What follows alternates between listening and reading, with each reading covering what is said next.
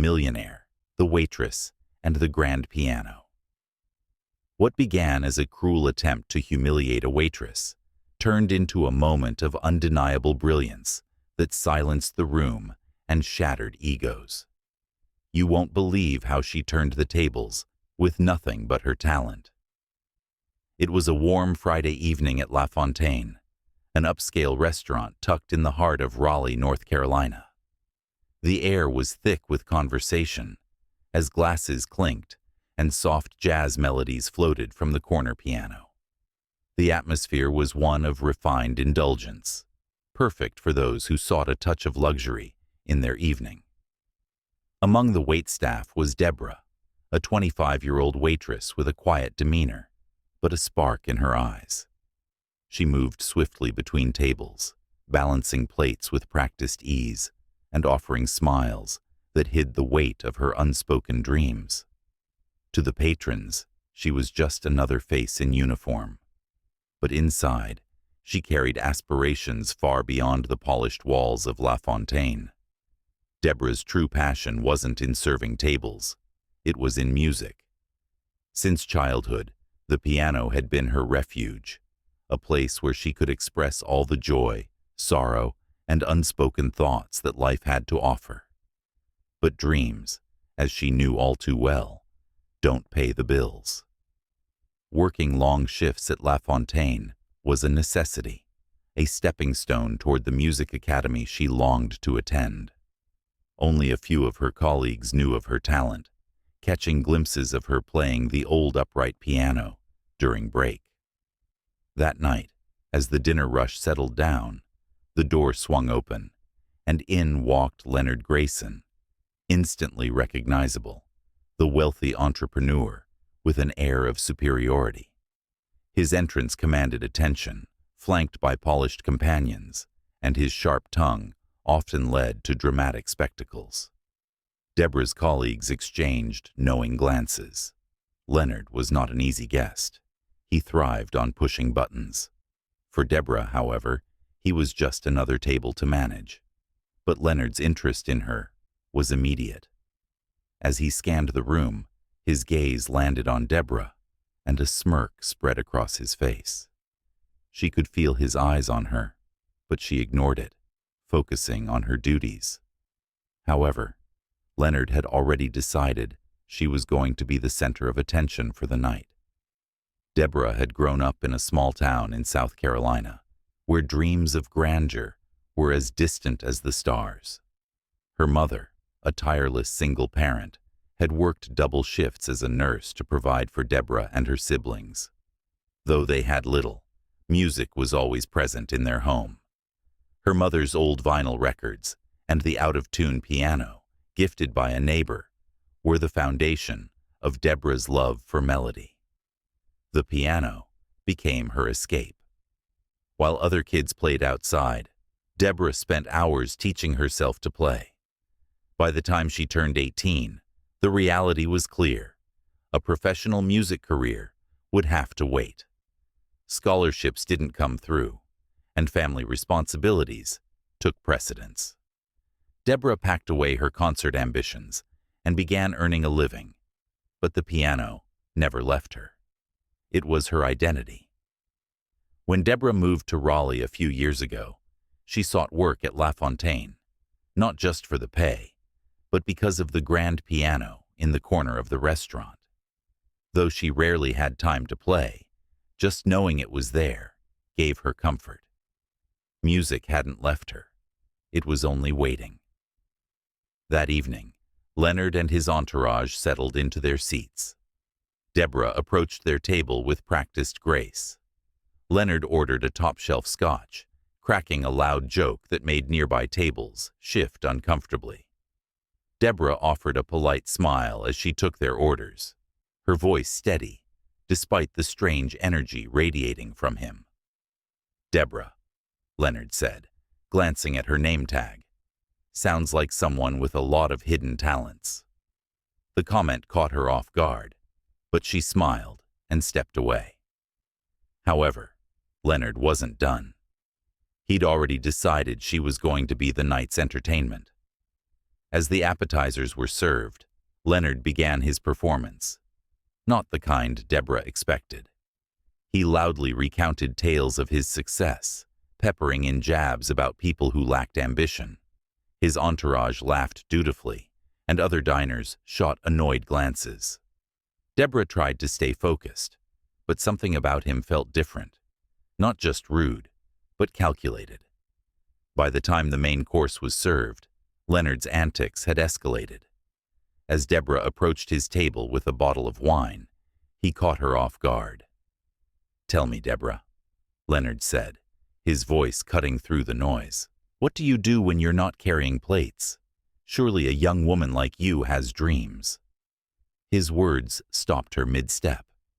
Deborah hesitated before answering. "I play piano. Sometimes," she said softly, hoping to keep the conversation brief.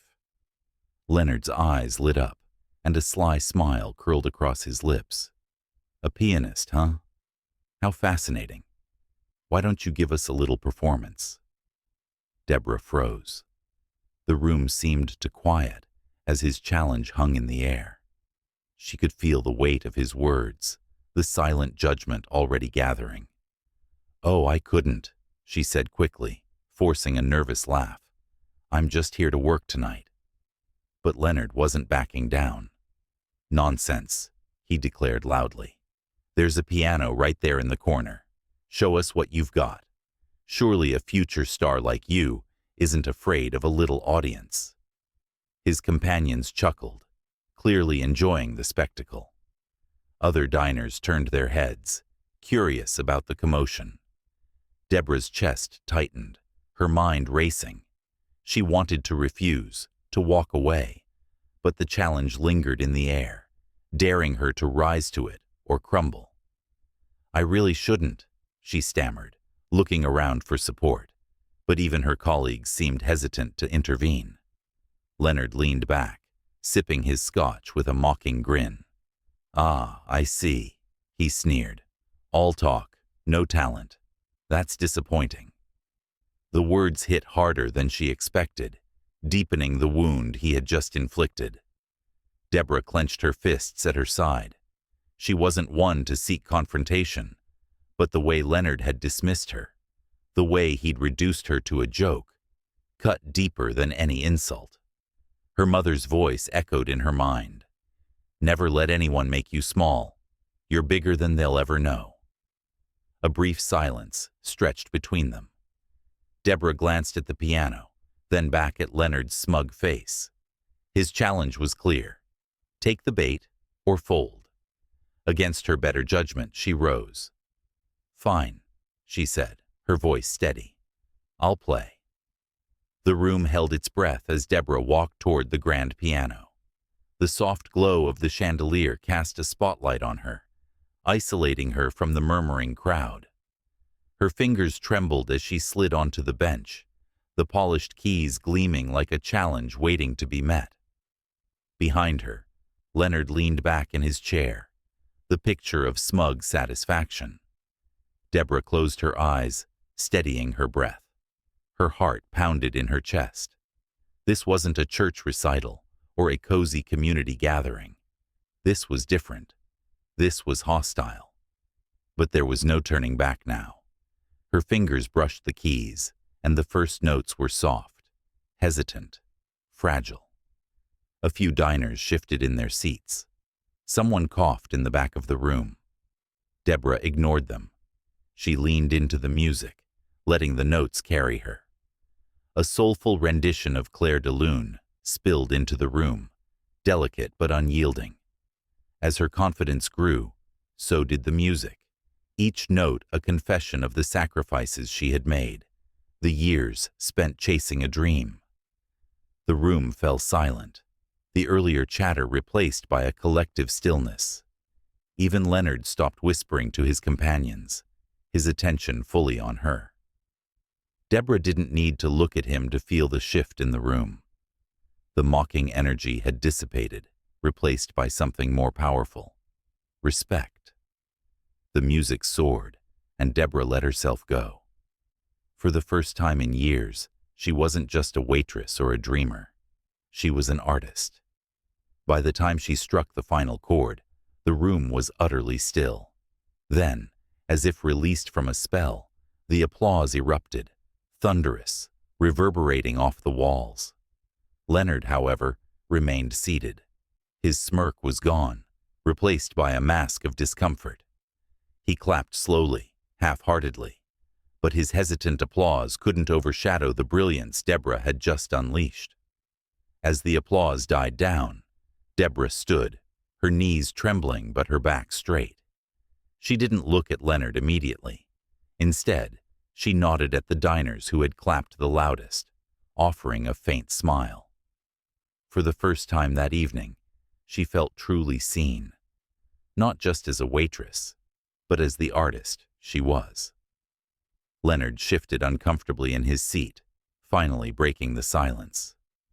"That was unexpected," he said, though his tone lacked its usual bravado. "I suppose talent does come from the most surprising places." The words were hollow, meant as a concession, but still dripping with arrogance. Deborah met his gaze, her response deliberate.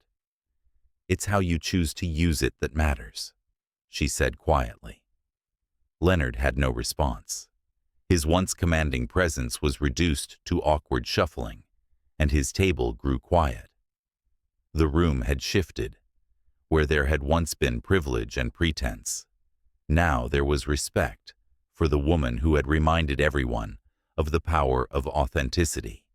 That night, Leonard and his entourage left with none of their usual flair. They had been silenced by someone they had once tried to belittle. For Deborah, it wasn't about triumphing over Leonard. It was about reclaiming her voice, about reminding herself and the world that her talent was hers, and no amount of ridicule could diminish it. That night, she had taken one step closer to her dreams, and she wasn't looking back. In the days that followed, her performance became a local legend. A music producer from Nashville called her, offering a chance to record a demo. It wasn't fame or fortune, but it was a door opening, one she was no longer afraid to walk through. The lesson was clear. Never let anyone define your worth. The world is full of people like Leonard, those who try to project their insecurities onto others. But true power comes from staying rooted in who you are and letting your passion speak louder than their ridicule. Deborah wasn't just a waitress or a dreamer anymore. She was an artist, and nothing could take that away from her.